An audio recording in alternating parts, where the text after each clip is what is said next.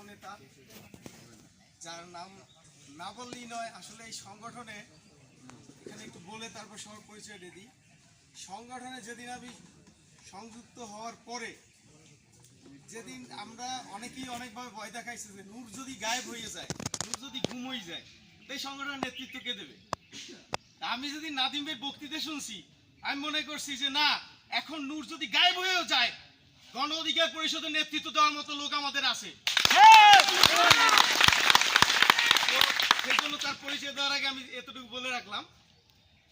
তো বাংলাদেশ যুব অধিকার পরিষদের অন্যতম নেতা, আমাদের অত্যন্ত আস্থাভাজন, যার হাত ধরে আসলে আমরা এই সংগঠনের সাথে সম্পৃক্ত হয়েছি, আমাদের নাদিম হাসান ভাই উপস্থিত আছেন। এখানে বাংলাদেশ যুব অধিকার পরিষদের যুগ্ম আহ্বায়ক পাঠান ভাই আরও উপস্থিত আছেন। এখানে আমাদের রাজপথে যারা সবসময় আমাদের পাশে থাকেন, ঢাকা জেলা উত্তরের যুব অধিকার পরিষদের আবু রায়হান ভাই সমন্বয়ক হিসেবে আছেন।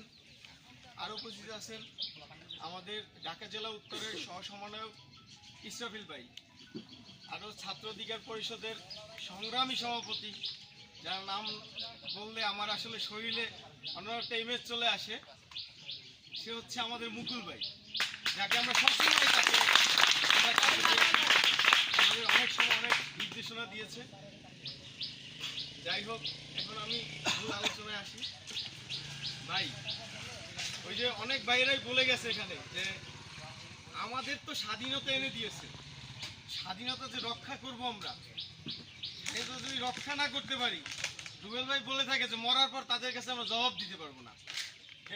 যে আমার সন্তানকে আমি কি দিলাম, আমার তো শেষ, আমি শেষ, আমার সন্তান যে আসতেছে তাকে কি আমি দর্শক বাংলাদেশ উপহার দেব, দর্শনের বাংলাদেশ উপহার দেব? আজকে একজন নেভির অফিসার বউয়ের সামনে হাজবেন্ডের দাঁত ফেলাই দেয়, সেই বাংলাদেশে আমরা বাস করি। আমার মতো করিমুল্লাহ সরিমুল্লাহ তো কোনো জায়গাই নাই। গণতন্ত্র শুধু নামে আছে, গণতন্ত্র, কোনো গণতন্ত্র নাই এই দেশে। যেই দেশের সেনাবাহিনীর অফিসারকে গুলি করে মারে, গলার উপরে পাড়া দেয় একজন নগণ্য অফিসার, ভারতীয় দালাল।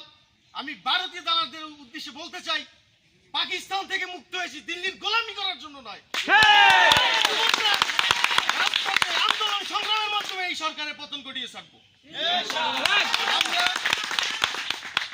বলতে চাই, আজকে সাভার, আমাকে অনেকে বলে যে তুমি তো ঝালকাঠির ছেলে, সাভারে রাজীব সমর ওরা তো অনেক বড় মাপের নেতা, ওর সামনে তুমি কি করবা? আমাকে এই ধারণা, এই ভয়ভীতি দেখাই আমাদেরকে পিছনে রাখছে। আজকে এই খারাপ সংখ্যা, ওরা সংখ্যায় কম, আপনি সামনে যে দাঁড়ান, কি হয়েছে আসেন, আপনার সমস্যা কি? আপনারও জাতীয় আইডি কার্ড আছে, ভোটার আইডি কার্ড আছে, আমারও আছে। কথা বলতে হবে। আমরা যুবকরাই বিগত দিনে যাদেরকে দেখেছি, এই যুবকরাই কিন্তু দেশ স্বাধীন করেছে, কোন বুড়া মানুষ কিন্তু দেশ স্বাধীন করে নাই। তো আমাদেরকে সবাইকে আজকে এখান থেকে প্রতিজ্ঞা করে বের হব যে নূর ভাই হাতকে শক্তিশালী করে আমরা রাজপথে আন্দোলন সংগ্রামের মাধ্যমে এই দেশের সার্বভৌমত্ব এবং স্বাধীনতাকে ফিরিয়ে আনবো। আমি আমার বক্তব্য করবো না, এই বলে আমি আমার বক্তব্য শেষ করছি। বাংলাদেশ দীর্ঘজীবী হোক।